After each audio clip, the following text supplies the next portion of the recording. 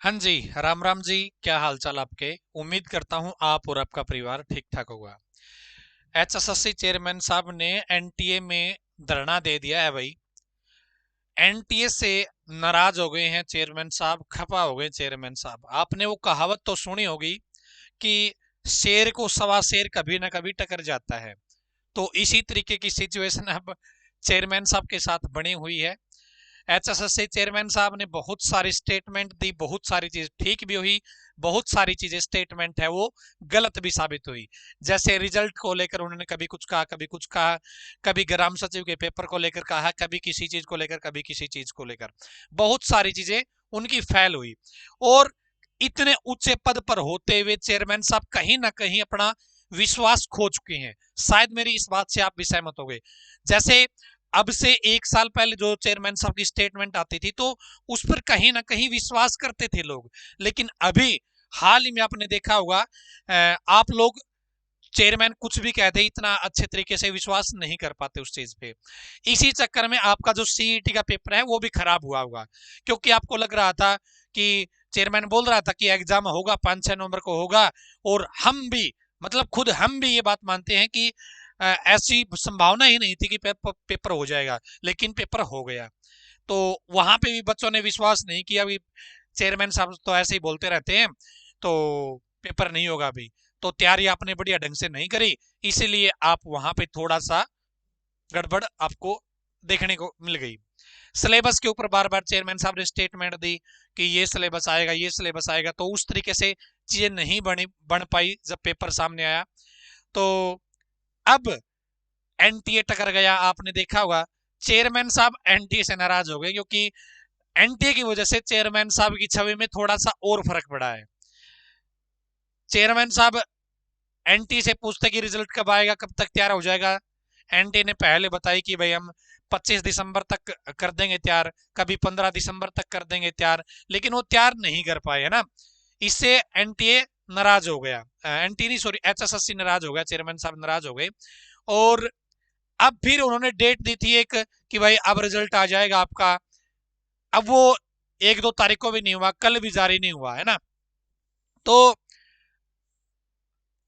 अब चेयरमैन साहब क्या है भाई, एनटीए के ऑफिस में ही पहुंच गए हैं। देखिए क्या किस तरीके से धरना दिया है। उससे पहले दोस्तों, आप सभी का ग्रुप डी का एग्जाम चेयरमैन साहब बता रहे हैं कि 4 व 5 व 10 व 11 तारीख को होगा मार्च में, ग्रुप डी का जो एग्जाम है वो। उसके लिए अपने ऐप पर केटीडीटी ऐप पे बैच चल रहा है। यदि आपका इंटरेस्ट है, आप डेमो देख के इस कोर्स को ज्वाइन कर सकते हैं।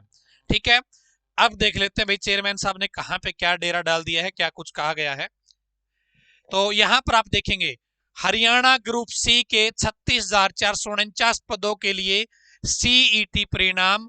हरियाणा कर्मचारी चयन आयोग के अध्यक्ष भोपाल सिंह खत्री ने एनटीए में डाला डेरा। मामला क्या है, एनटीए ने कई बार डेट दे दी एचएसएससी चेयरमैन साहब को कि आज आप मार्केट में फैला दो कि रिजल्ट आएगा, लेकिन वो रिजल्ट नहीं आता। एनटीए को तो कौन जानता है, लेकिन एचएसएससी चेयरमैन साहब को तो आज बच्चा बच्चा जानता है। एचएसएससी चेयरमैन साहब को तो बच्चा बच्चा जानता है। तो भाई एचएसएससी चेयरमैन साहब के मन में ये लगा कि यार ये तो बैठ जाओ, मतलब कि गड़बड़ करवा देंगे ऐसे तो। और फिर वो एच एनटी के ऑफिस में ही चले गए हैं। एनटी के ऑफिस में क्यों गए हैं?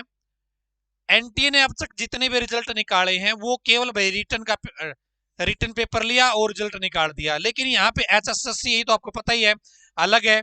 तो एचएसएससी 100 से इकनवे क्राइटेरिया के नंबर देता है, 100 से इकनवे क्राइटेरिया के नंबर ऐड करता है। एनटी ने कभी ऐसा किया नहीं। तो वहां पर हादसा,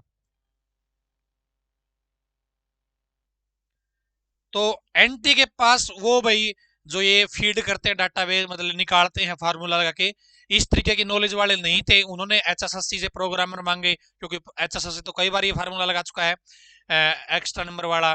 तो वहां पे गए, तो उनके बेस पे एनटी ने फिर बता दिया कि भाई 7 तारीख को रिजल्ट निकाल देंगे।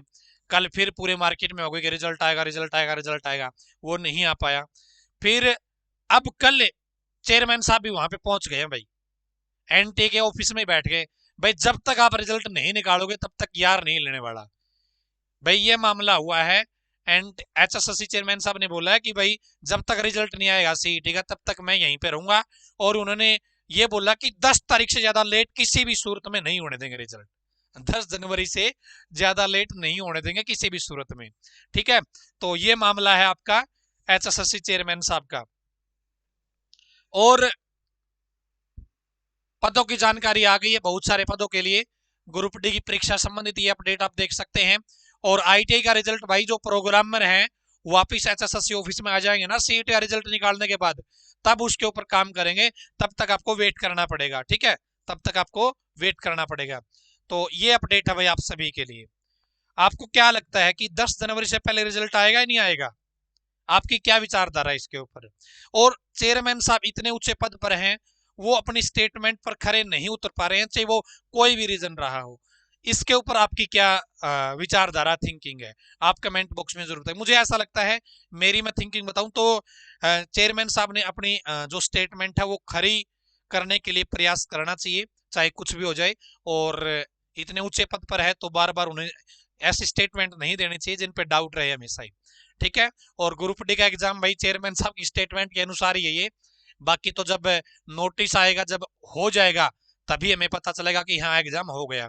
यदि आप चाहते हैं तो आप ग्रुप डी का बैच है वो ज्वाइन कर सकते हैं। KTDT ऐप पे जाके डेमो देख लीजिएगा। 30 जनवरी से पहले पहले इसका पूरा कंप्लीट सिलेबस आपको करवा दिया जाएगा।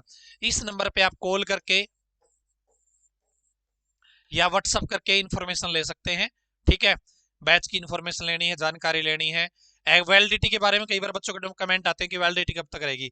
तो एग्जाम चाहे 6 महीने में हो, चाहे 1 साल में हो, चाहे 2 महीने में हो, एग्जाम तक वैलिडिटी रहेगी इस बैच की। ठीक है, धन्यवाद भाई आप सभी का, धन्यवाद।